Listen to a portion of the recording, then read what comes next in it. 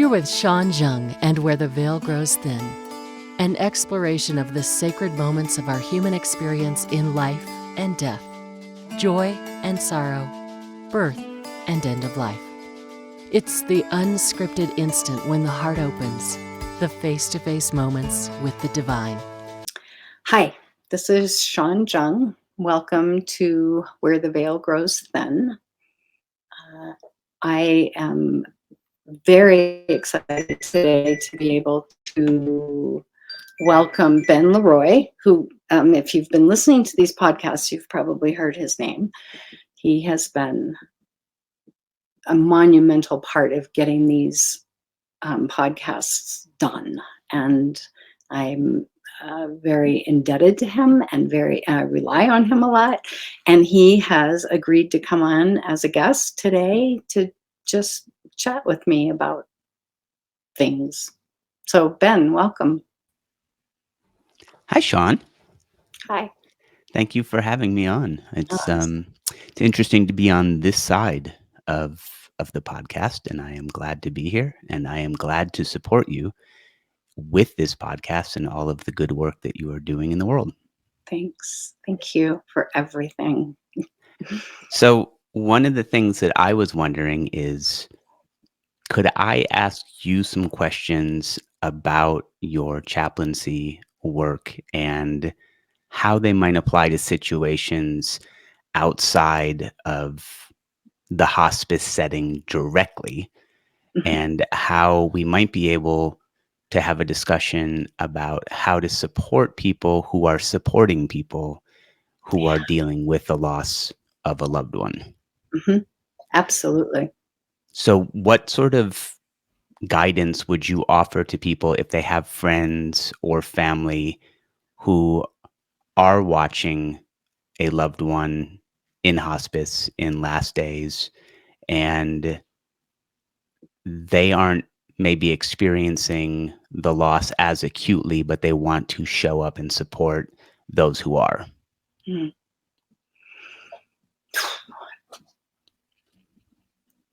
I think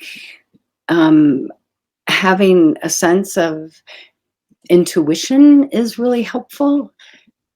So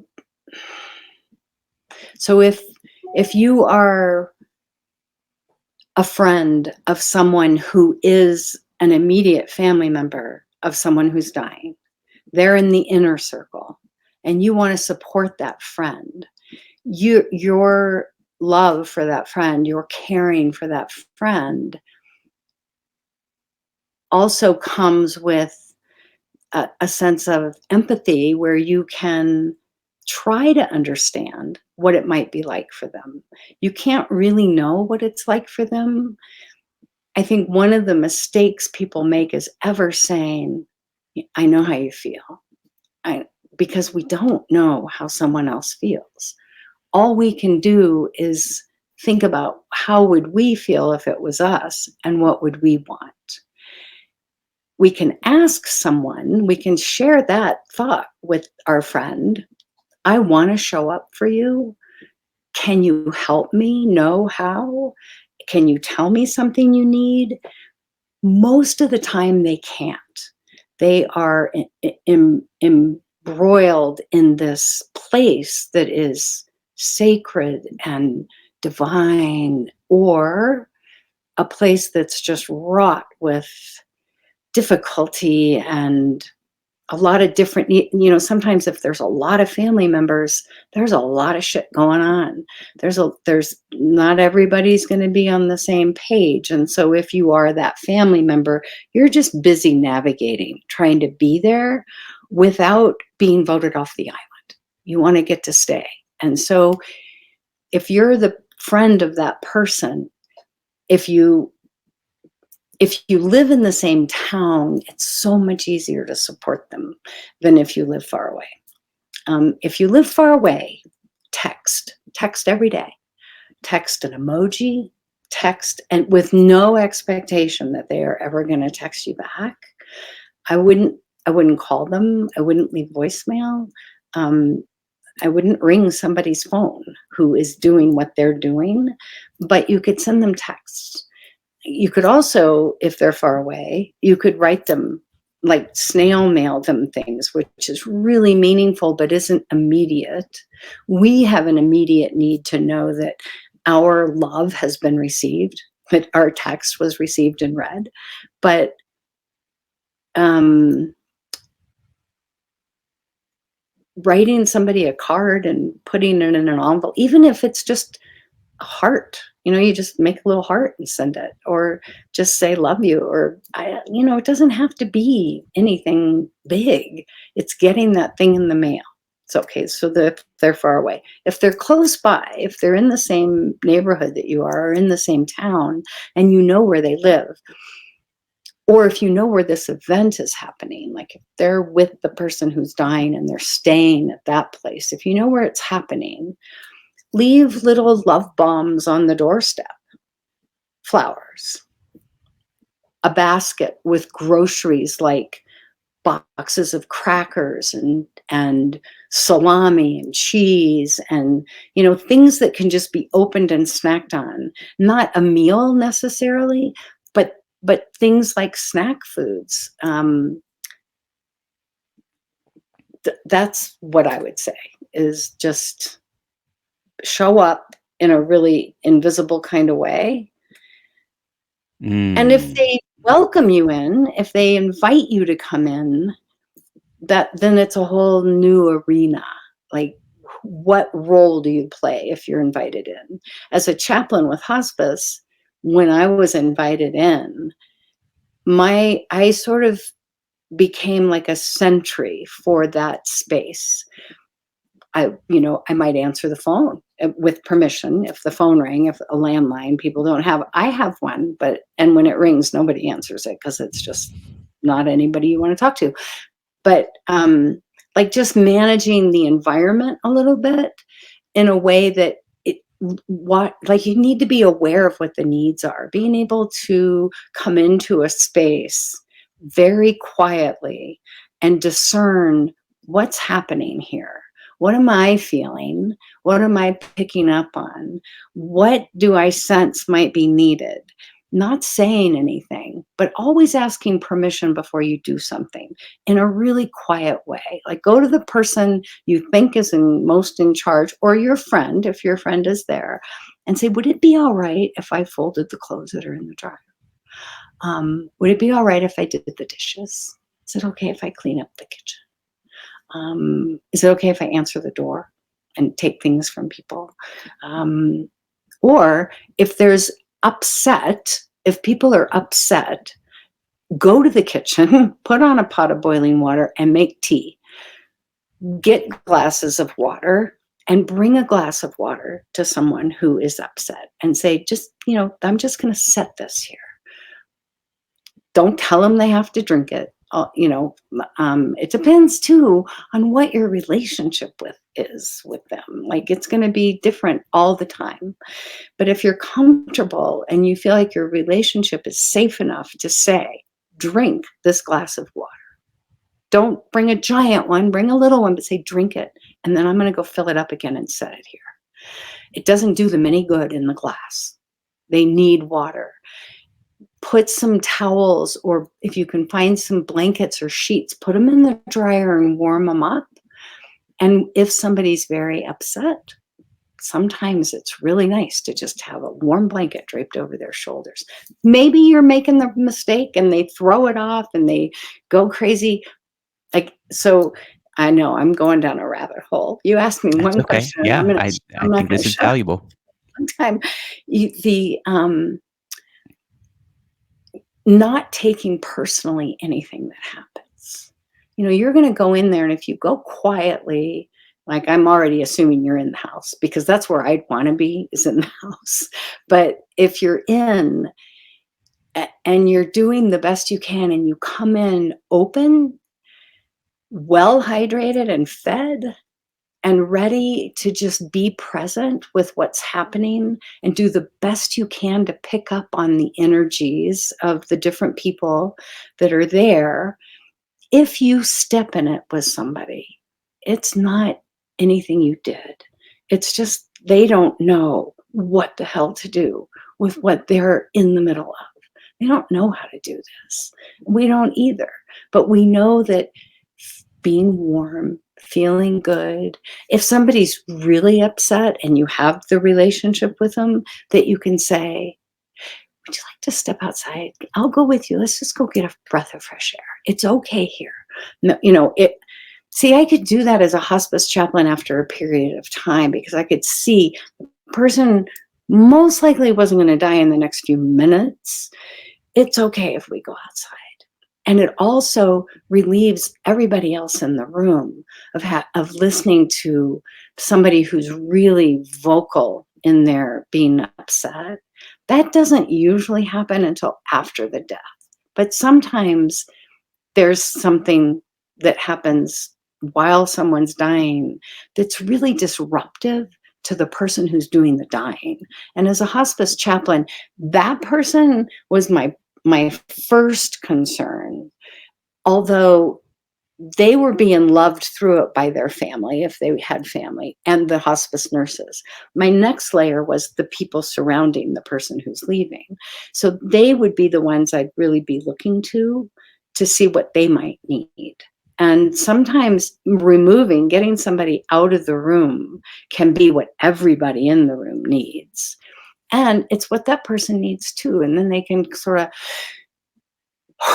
take that breath of fresh air, drink that little glass of water, and go back in.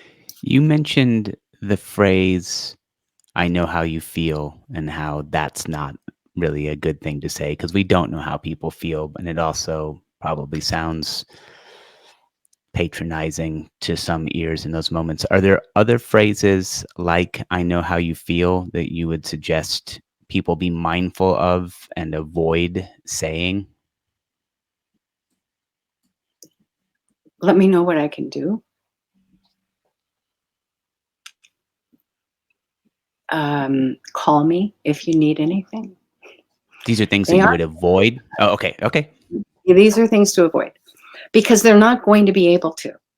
And, those are things that in the dying process, family members can't do. And after someone has died, they can't do it either. So it's a tightrope sometimes, Ben, with knowing how much for me as a hospice chaplain, I didn't struggle with it, but I always had to think about it. How present do they need me to be? I never want to assume that they want to see me every day or hear from me every day, or that's where texting, I used to think texting was a horrible way to connect to people in death and dying and grief. And it's not, because it's non-intrusive.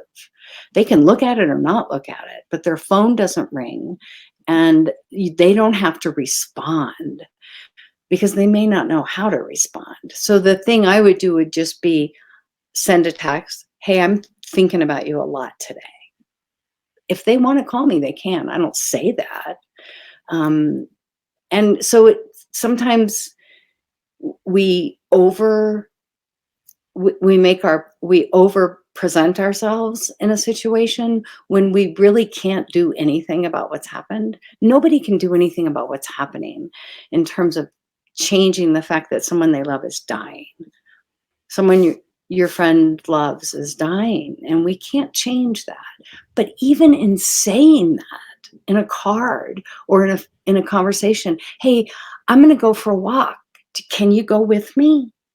Would you like to go for a walk with me? And if they say yes, say, I'll be there in 5 minutes. And you go for the walk and maybe you're just silent. Or maybe you say, hey, man, I can't begin to know what this is like for you. I just want you to know I'm here. And then you just keep walking. When many years ago, I did a couple of orientation sessions at a hospice care facility. And one of the things that struck me with the language to be mindful of and try not to use was they were saying things like, depending on what our religious inclinations might be, they may not be the same as the person who is leaving or their family. So things like, it's okay, they're with the angels now, or they're in heaven now, were things that they told us avoid Hmm. saying because you're presuming something about their faith or these highly personal matters. And I wonder if you have any thoughts about that type of phrasing. I do. And I'm so glad you brought that up. And they were absolutely, in my opinion, they were absolutely right to caution you as volunteers in a hospice situation or a person in a hospice situation to avoid, unless you have intimate knowledge of the family's faith of origin, or however you want to determine it, or the person. And sometimes it's not the same. Sometimes I might have intimate knowledge as the hospice chaplain, and I've been talking to this person who's dying privately, and I have a pretty good sense about what they think happens to us when we die. And it isn't what the rest of the family believes. Then I would be very careful about, saying anything, because the person who's leaving is good. The one who dies is golden. They don't need us to talk about, they don't need me anyway to try to help the family understand what they believed. That's not my job as the hospice chaplain. It would never be my place to do that. And I would always want to know, if you have the opportunity to, what do you think happens to us when we die? That will tell you a lot about what somebody's faith is. And I have gotten sideways with people who have a really strong faith without moving not cautiously, but gently into that space and those conversations. Sometimes people would say, what do you believe? What church do you belong to? And I was fortunate, because in my chaplaincy training, I thought I had to belong to a church. And so I joined a church. First, I church shopped. I went to a lot of different churches to see what resonated with me. And here in our little tiny valley, and the Unitarian Church spoke most clearly to my sense of the divine and what is holy and what I believe. And so I joined. I became a member of the Unitarian Church. So then when I would enter a room at the hospital, or I would go into a person's home and they would ask me, what church do you belong to? I could say, I belong to the Unitarian Tours Unitarian Church in Carbondale. So at least that there was an affiliation. Sometimes that opened a door, and sometimes it shut the door. Because sometimes, I had a woman throw me out of her room in the hospital when I came in as the chaplain, the hospital chaplain, and said, would you like to chat? Would you like a visit? She said, well, are you Catholic? And I said, no. And she said, then get the hell out of my room. And so I did. I asked the nurse to go back in and say, would you ask her if she'd like a visit from the priest? They're right across the street. And then I just called them and they came over. So, it was abrupt, and I was a little wounded because I'm pretty thin-skinned. I don't have Teflon coating, and I do take things personally. And I've learned so much in the years I've done this, to trust that I am good and I am okay, and I have tremendous reserves of compassion and faith in something we can't see or touch to have my back. And so I'm much better. I mean, it just took a second, but it was kind of funny, because she was so adamant. So And have I answered that? and like in that moment, as you've already said, it's her world, and your job isn't to fight or argue or any of that, is to make the experience as graceful as possible. Yeah, and to as much as possible get her what she thinks she needs. And she didn't need me. She was wrong. I think we would have had a great conversation. Yeah. But And understanding a lot of different faiths in terms of what they believe happens when we die. So it's one of the things we study in chaplaincy school, is a lot of different faiths and what their belief systems are around death and dying, because that's really what I was studying chaplaincy for, was to be with people who are in the hospital. Maybe they're not dying, but they're scared. And they having someone come in the room who has no other agenda than to comfort, to bring warm blankets, to freshen their water, to sit with them and talk, to listen to them, to help in any way. I didn't want to poke them. I didn't want to take their vitals. I didn't want to give them medicine. I didn't want to make them get up and walk. I just was there as sort of this layer of comfort. So I think it's a beautiful thing that hospitals have chaplains. And I think it's equally important that those people are non-denominational, that they don't have an agenda around religion, because chaplaincy is not about religion.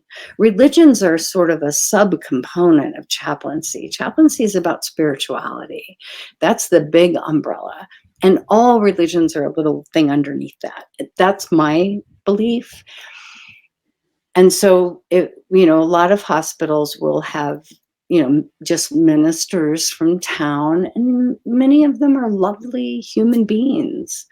But some of them have the agenda. They carry a Bible into every room. They carry an agenda. And if the person they're going to sit with doesn't share that, it isn't going to be comforting to them. Yeah.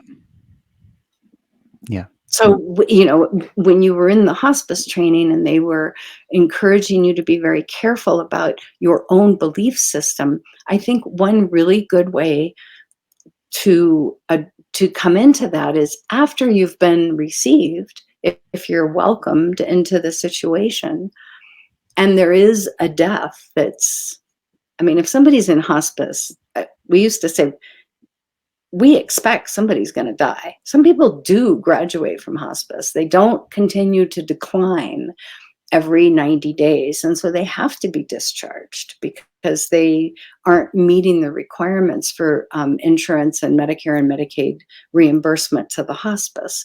So they don't continue to decline, they graduate. And when they start to decline again, hospice is right there and back with them. But usually we expect somebody's going to die.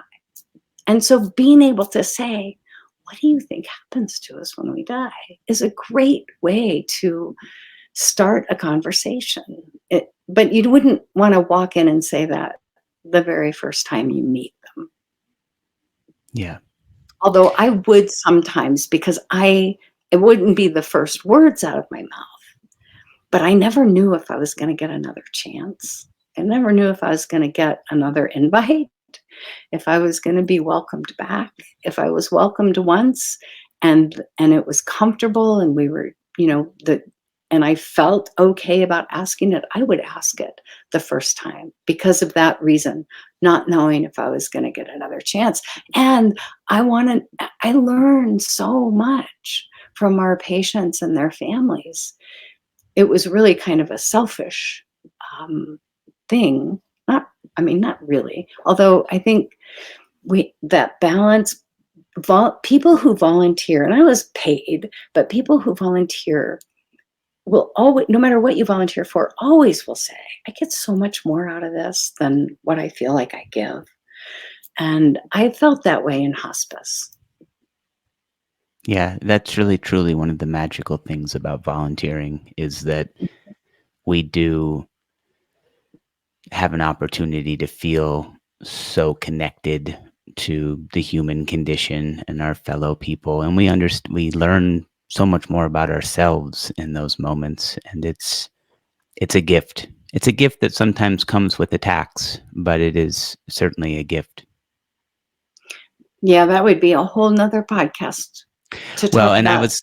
I was going to say that if it's okay with you, I have a lot of questions that I'd like to ask you, but maybe we can spread them out over more episodes, because I know that I would love that.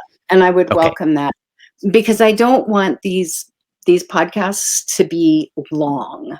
That's Right. one a lot of the feedback I've gotten from people that listen to them, and now that they can watch some of them actually, they love that they're short.